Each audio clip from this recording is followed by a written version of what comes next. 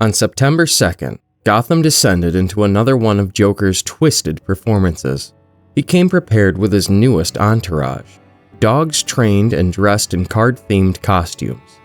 In the chaos of the fight, one of them, wearing an ace card mask, lunged straight at Batman's neck. The bite cut deep, drawing blood and forcing Batman to scream in pain while Joker stood back, cackling. Weeks later, on September 23rd, James Gordon made a grim call to Batman after responding to a bizarre report. A neighbor had dialed 911 after hearing terrible screams, only for Gordon to find that the same ace-masked dog. This time, it wasn't attacking Batman, but instead was discovered in a pit where Joker had apparently dumped all his trained dogs. Unlike the others, this one had survived, though it had killed the rest in the process. The dog growled, its menace clear even in survival. Gordon explained the situation bluntly. Maybe Joker got bored, stopped feeding them, left them to starve, and hunger had turned the survivor into a killer. Or maybe, Gordon added grimly, this was just another one of Joker's jokes. Ace is high. With all the other dogs dead, Batman and Gordon made the unlikely decision to help this one. Maybe even reform it.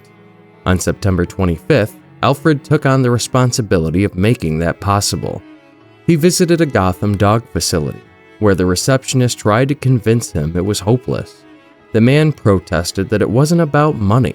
The dog was far too damaged by Joker's abuse, and that creature wasn't fit for anything but dying. Alfred was undeterred. He wrote out a check while the man argued, then handed it over. Sir, if you please, after you cash this check, you shall rechristen this facility the Martha and Thomas Wayne Humane Society. That's Martha, not Marsha. The man wavered, still reluctant, but one look at the check and changed his tune.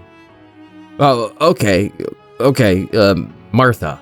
With that, Alfred secured the dog's release. As they left the facility, Alfred held the leash firmly while the dog barked and pulled wildly, its aggression still very much intact. The next morning, September the 26th, brought the first real confrontation between Bruce Wayne and his new houseguest. At Wayne Manor, Bruce called out to Alfred repeatedly, his voice rising louder each time. The reason quickly became clear. The dog had climbed onto the dining table and stood there, staring Bruce down, growling as if challenging him. Bruce, instead of backing away, remained calm with one hand resting on a chair, studying the animal without fear. Alfred eventually entered, responding to Bruce's frustrated tone with his usual dry obedience. Bruce pointed out, I was expecting breakfast. Alfred answered, Yes, Master Bruce. Bruce then said, This is not breakfast. Alfred answered again, No, Master Bruce. Bruce then moved closer to the growling dog, locking eyes with it and letting out a low, The dog hesitated for a moment, shifting back but still rumbling with that guttural growl. On October 7th, Alfred had taken training duties into his own hands. In the Batcave, he donned a full padded dog protection suit, allowing the dog to lunge at him with its raw aggression. While Alfred absorbed the brunt of the training, Bruce focused on his work at the Bat computer, casually analyzing evidence. His calm tone contrasted sharply with the chaos nearby, as he noted that a feather found at a crime scene traced back to a southern rockhopper penguin, part of Oswald Cobblepot's latest exhibit. The training didn't end there. On October 24th, Alfred was once again engaged in the same relentless struggle with the dog, still biting, lunging, and pushing against him as Bruce continued his detached multitasking. This time, Bruce was piecing together a new case involving a dual hostage-taking at the 2x2 Dance Studios biannual charity ball. He commented that the scenario seemed almost too obvious, suggesting another villain's hand in play, while Alfred endured the snarls and snaps of their volatile new companion. By November 17th, little had changed on the surface. Alfred was still suited up, still wrestling with the animal's violent instincts. On December 1st, Alfred was on the floor, the dog on top of him. Alfred didn't relent. He knew it wasn't about winning in that moment, but about breaking through to the animal bit by bit. Just a few feet away, Batman was unfazed, muttering aloud, "What has no beginning or middle. A donut. Of course. But why a donut? By December 14th, Bruce sat at the grand piano, playing softly. He told Alfred that enough was enough, that the experiment had gone on too long. In his eyes, the dog was broken beyond repair, a casualty of Joker's cruelty.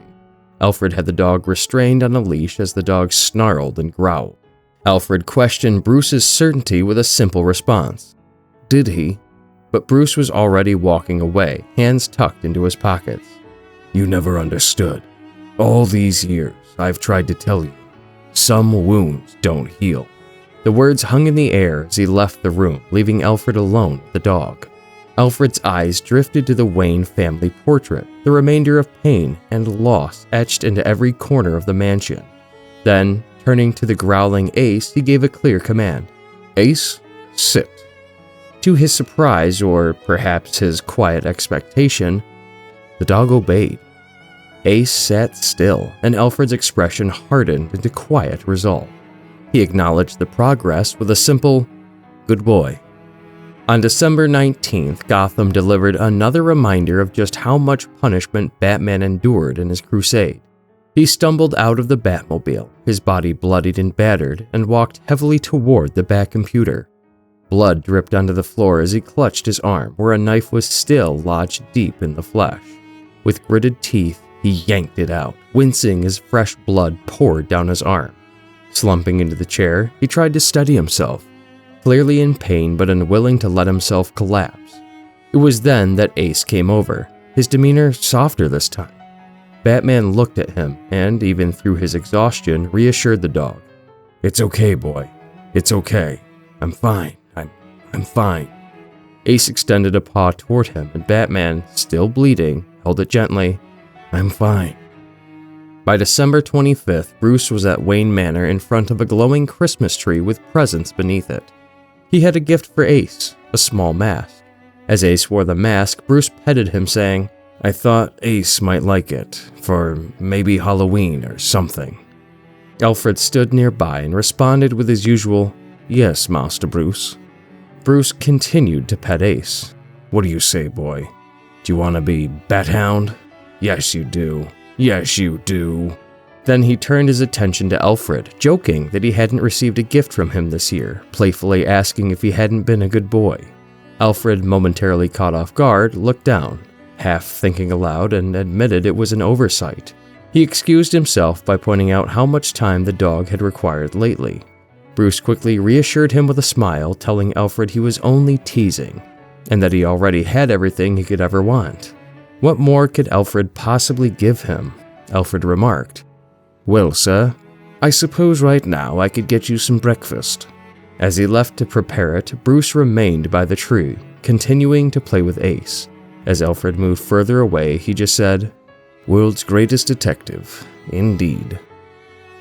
Don't forget to like this video and subscribe to this channel.